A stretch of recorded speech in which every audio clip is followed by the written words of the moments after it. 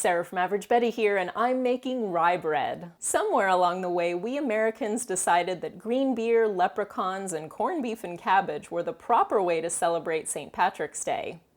And while these American traditions aren't especially Irish, they are pretty fun, and so are corned beef sandwiches on fresh rye bread. Let's bake up a loaf of rye bread. I've got my electric mixer here with the dough hook attached, and this is brown sugar. This is some warm water, and I'm just gonna get that sugar dissolved. This is yeast. Just sprinkle that right on top of the warm, sugary water. Gently stir the yeast into the water and wait for the bloom. Pew, pew, pew, pew.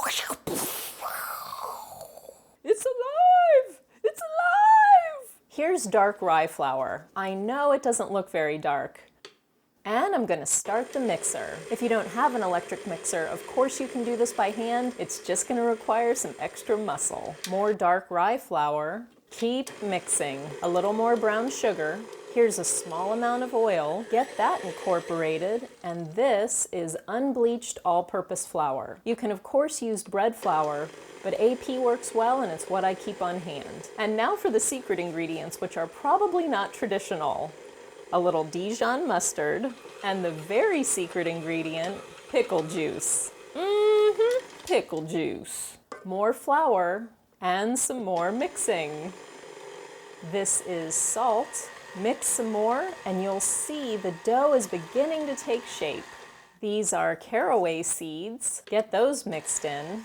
More flour. Keep mixing. This is where some feel comes in. You want a moderately sticky dough, but not too sticky. This is still a little too sticky, but instead of adding more flour, I'm going to reposition it and give it another go with the dough hook.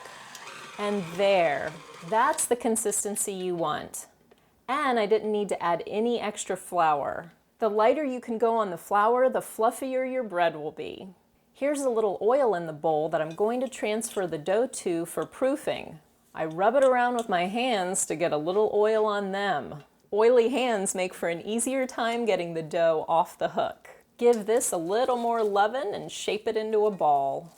A flip through the oil, and there it is, our bouncing little baby dough ball. Cover this first with plastic wrap and then with a towel. This little dough ball needs to take a nap in a warm, steamy place for a couple hours. And come to think of it, so do I. A good tip is to put the covered dough on the top rack of your oven, then put a hot, steamy bowl of water below. An even better tip is to put a note on the oven door so that someone doesn't innocently walk by and turn the oven on and ruin your dough. Not that I have experience with that scenario.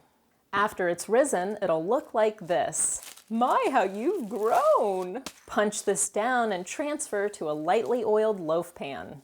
Gently press the loaf into shape.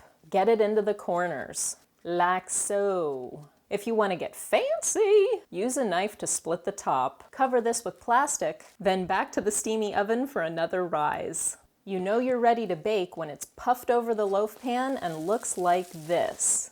Into our preheated oven, and when it's done, it'll look like this. You want to let this cool in the loaf pan just a bit before flipping it out onto a wire rack before slicing. The only question I have now is the Reuben or the Rachel. Get the rye bread recipe and more tips at AverageBetty.com. I hope you give this rye bread recipe a try. After all, it's just as traditional as anything else we Americans do to celebrate St. Patrick's Day. Find me on Facebook and Twitter and drop by my home at AverageBetty.com. Thanks for watching and subscribing.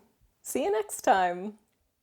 Trust me, I'm Irish.